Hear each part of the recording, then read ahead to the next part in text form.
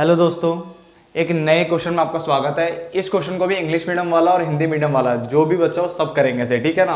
क्योंकि important questions की list है सारी। अभी मैंने 2 क्वेश्चन करा दिए हैं, ठीक है। तीसरा क्वेश्चन ये है, देखो ये क्वेश्चन कह रहा है मैं पहले हिंदी में पढ़ूंगा फिर मैं इसको इंग्लिश में कन्वर्ट करूंगा। देखो, पूर्ण प्रतियोगिता बाजार में अल्पकाल में प्राप्त असामान्य लाभ, पिछला क्वेश्चन में क्या था, हानि थी। अब क्या रहा है, असामान्य लाभ दीर्घकाल में फर्मों के आने जाने की स्वतंत्रता के कारण, यानी जो फ्री एंट्री और एग्जिट होता है यहाँ पे, ठीक है, सॉरी फ्री एंट्री और एग्जिट होता है जो यहाँ पे, ठीक है, उसके कारण कैसे वो सामान्य लाभ में परिवर्तित हो जाता है। क्लियर।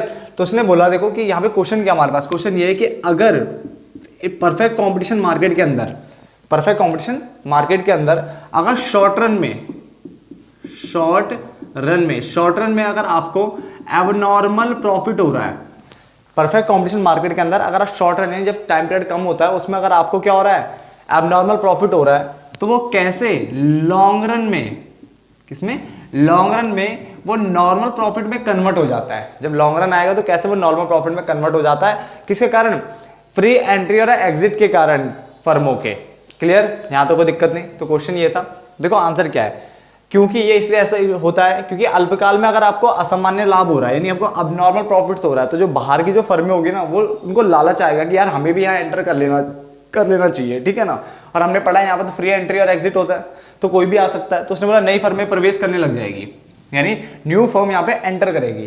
क्लियर, क्योंकि यहाँ प्रॉफिट दिख रहा है इस मार्केट में तगड़ा वाला, पहला पॉइंट क्लियर।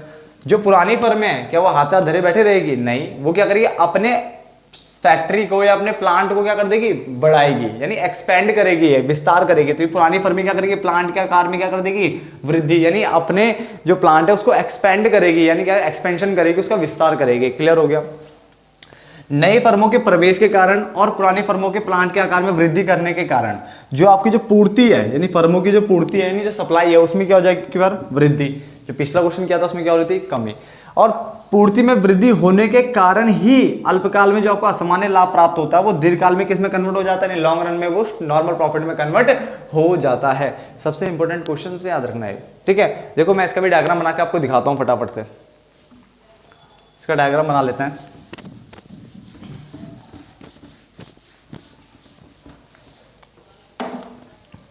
देखो ये ना,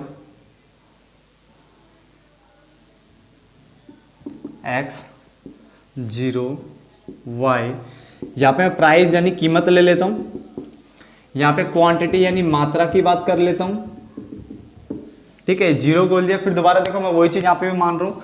थोड़ी देर के लिए मैंने 6 को क्या मान लिया, एबनॉर्मल प्रॉफिट यानी असामान्य लाभ, जैसे पीछे माना था। 5 को मैंने नॉर्मल प्रॉफिट मान लिया यानी सामान्य लाभ, और 4 को मैंने क्या मान लिया, लॉस यानी हानि मान लिया।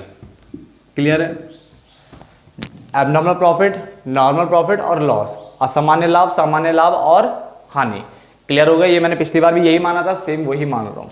क्या करेंगे, दोबारा से वही डिमांड कर्व बनाएंगे, सप्लाई कर्व बनाएंगे, उनका नामकरण कर लेंगे, SS DD, जहाँ पे कट करेंगे उसको हम शॉर्ट रन का डायग्राम बताते हैं पहले, यानी हम इसको क्यों बोल रहा हूँ मैं, ये मैं मान लेता हूँ प्राइस को क्या चल रहा है हमारा, असामान्य लाभ, हमने 6 मान लिया। क्या मान लिया, 6, क्योंकि हम अभी शॉर्ट रन का डायग्राम है पहले। अब ये लॉन्ग रन में कन्वर्ट करना, तो क्या हुआ था, सप्लाई में आपकी वृद्धि यानी पूर्ति में आपकी वृद्धि हो गई थी, वृद्धि इस तरफ होता है यानी इंक्रीज यहाँ होता है भाई, अरे बाप रे, ठीक है, इस तरह से। ये S1 हो गया। जैसे सप्लाई बढ़ी तो उसने डिमांड को यहाँ पे कट किया।